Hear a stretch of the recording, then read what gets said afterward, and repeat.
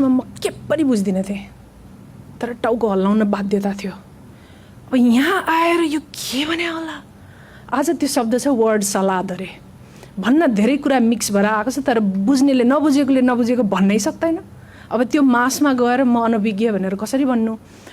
बुझेँ होला भन्दै टाउको हल्लाउँदै 4-5 वर्षपछि अस्ति मैले इमेल लेखेँ, प्रोफेसर मैले हजुरले पढाएको के पनि बुझेको थिइनँ, केन्याबाट आएको साथीले पनि पढाएको के पनि बुझेको थिइनन्। हामी रुन्थ्यौँ डोमेट्रीमा बसेर।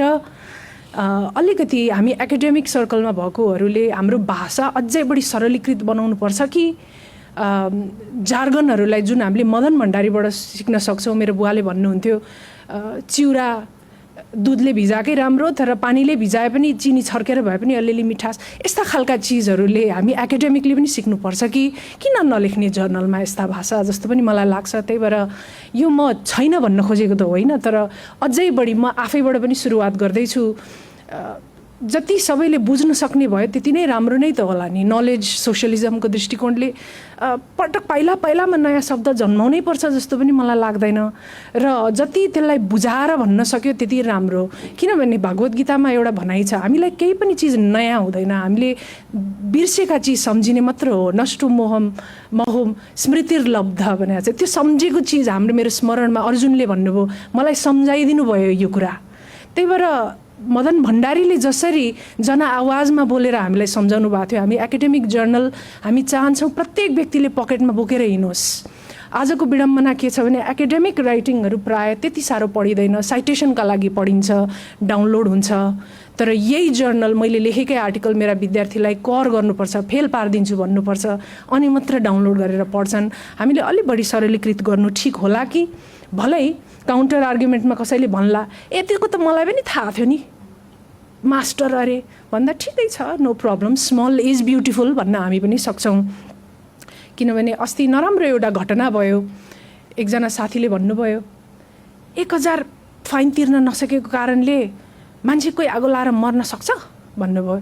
अनि मैले भने हजुरका दृष्टिकोणले सक्दैन भने, सक्दैन भनेपछि हजुरले रिलेटै गर्न सक्नुहुन्न, त्यति चरम गरिबीमा ऊ बस्या होला, म पनि सक्दिनँ, म भावे म गर्थेँ, म सक्दिनँ। त्यही भएर हामी एकाडेमिसियनहरू पनि जनताको लेभलमा जानु। यो आर्टिकलमा जर्नलमा मलाई एउटा मन परेको आर्टिकल जेएल अस्टिनको कम्प्लेक्स थियोरीलाई लिएर मदन भण्डारीले बोल्नुभएका शब्दको एनालिसिस जुन छ त्यो मलाई असाध्यै राम्रो लाग्यो।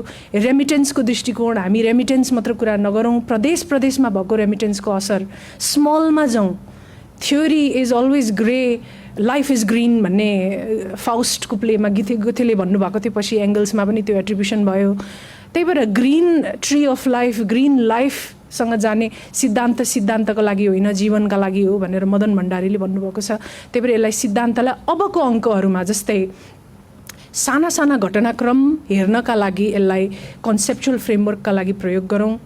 म मान्दिनँ, मलाई कस्तो लाग्छ भने यसमा म गलत हुन सक्छु। हेर्नुहोस् है, जब नभन्लान्, तर थुप्रो मान्छेहरूकोमा आँखा चिम्लेर अहिले स्पिच सुन्छु। आजको दिनमा पनि लगभग सबै चिज मदन भण्डारीको स्पिचकै छ, मात्र के फरक जब भन्न चाहनुहुन्न भनेपछि कहिलेकाहीँ एउटा आइडिया यति पावरफुल भयो भने यस्तो हुन्छ कि त्यो आइडिया कसले ल्याएको भन्ने मान्छे बिर्सिन्छ, यो त म भित्रैबाट पो जन्मेको पो हो कि भन्ने मान्छेलाई हुन्छ। त्यस्तो हुन्छ। हामीले लेखेका छौँ नि कविता, आहा मैले नि यो जस्तो कविता त संसारमै लेखेका थिएन होला, गुगलमा हाल्दा 100 त्यही कविता निक्लिया हुन्छन्। किनभने सबैभन्दा राम्रा विचारभित्र अन्तर्निहित हुन्छन्, स्मृतिर्लब्धको दृष्टिकोणबाट पनि हामी बेला बखतमा सम्झिरहन्छौँ। त्यही भएर जब छ मेरो साथीहरूले बोल्ने भोक्याबुलरी त्यही हो। एकजना मैले सँगै पढिरहेको साथी अहिले कृषि मन्त्री हुनुहुन्छ, हामी ल कलेजमा सँगै पढेको। हाम्रो भोक्याबुलरीमा तर जब भन्न नचाहिरहेको मात्र हो। त्यही भएर यसलाई फेरि सम्झाउनुपर्छ भन्ने दृष्टिकोणमा मलाई के लाग्छ भने सबैले सम्झिएका छन्, तर अझै यसलाई एस्थेटिक सेन्सिबिलिटी भन्ने शब्द लेख्नुभयो प्रोफेसर गुप्तले, यसलाई अझै एस्थेटिकली ब्युटिफुल बनाएर बोक्नेलाई बोक्न अप्ठ्यारो नपार्ने गरी कसरी हामीले लाने भन्ने कुरामा अर्को जर्नलले गर्न सक्ला। अन्त्यमा 2टा प्याराबल भन्न चाहन्छु अनि म अन्त्य गर्छु। 2जना जेन मङ्क, बुद्धिस्ट मङ्क बाटोमा हिँडिरहेका थिए अनि बिचमा एउटा नदी जस्तो थियो अनि एकजना महिलाले नदी तर्न नसकेको, अब फेमिनिस्ट साथीहरू प्लिज गाली नगरिदिनु होला मलाई, यो मैले बनाएको स्टोरी त होइन, अनि म तर्न सकिनँ, मलाई प्लिज पार गराइदिनुहोस् न भनेर भन्नुभएछ जेन मङ्कलाई। अनि म एउटा मङ्कले हुँदैन हुँदैन हुँदैन भनेर अर्कोलाई यसो चिमटिरहनु भएको थियो, अर्कोले हुन्छ भनेर यसो हात समातिएर पार गराइदिनु भयो, धन्यवाद भने। त्यसपछि अघि त्यो चिमटिरहने मङ्कले ठुस्स परेर रिसाएको जस्तो अनुहार भइसकेपछि अर्कोले सोधे के भयो तिमीलाई, किन रिसाएको जस्तो मैले महसुस गरेँ भन्दाखेरि हामी मङ्क जस्तो मान्छे, हामी यस्तो ब्रह्मचार्यमा बसेका मान्छेहरू, हामी त्यसरी महिला एकजना मित्रको हात समातेर त्यसो गर्नुहुन्थ्यो र भन्दाखेरि मैले त जम्मा 1 मिनट त उहाँलाई बोकेर मद्दत गरिदिएको, तिमीले त अहिलेसम्म त्यसलाई बोकेर हिँडिरहेको रहेछौ भन्ने एउटा, यसलाई हजुरले कसरी व्याख्या गर्नुहुन्छ, मैले त्यहीँ छोडेँ। अब बोकेर हिँडिरहेका पूर्वाग्रहहरू पनि तोड्ने कुरा त छँदैछ। अर्को अन्त्यममा एकजना छिमेकी अर्को छिमेकीकोमा मलाई घोडा चाहियो, मलाई घोडा दिन सक्नुहुन्छ केही समयका लागि भनेर माग्न गएछन्। अनि घोडा पछाडि बाँधेको थियो, घोडा त छैन त, मैले त बेचिदिएँ भन्नुभयो अगाडि एउटा छिमेकीले।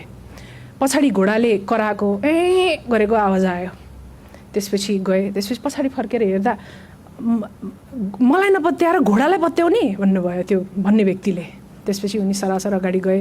अन्तर्राष्ट्रिय कानुन र असल छिमेकी हुन कानुनी दायित्व के छ भन्ने कुरामा सायद हामीले घोडालाई नपत्याएर घोडा छैन भन्ने व्यक्तिलाई पत्याइरहँदाखेरि अन्तर्राष्ट्रिय कानुनमा ल्याउने, परराष्ट्र नीतिमा ल्याउने चिजहरूमा यसले असर गर्छ कि भन्ने चिजहरूलाई पनि, कन्ट्रोभर्सियल चिजहरूलाई नडराइकन मेरो विचारमा जर्नलले नै गर्न सक्ने हो। यस्ता चिजहरूलाई पनि अर्को अङ्कमा विशेष ल्याउन सकिन्छ जबज भनेर धन्यवाद सुनिदिनु भएकोमा र मलाई सहन गरिदिनु भएकोमा धन्यवाद म्याम।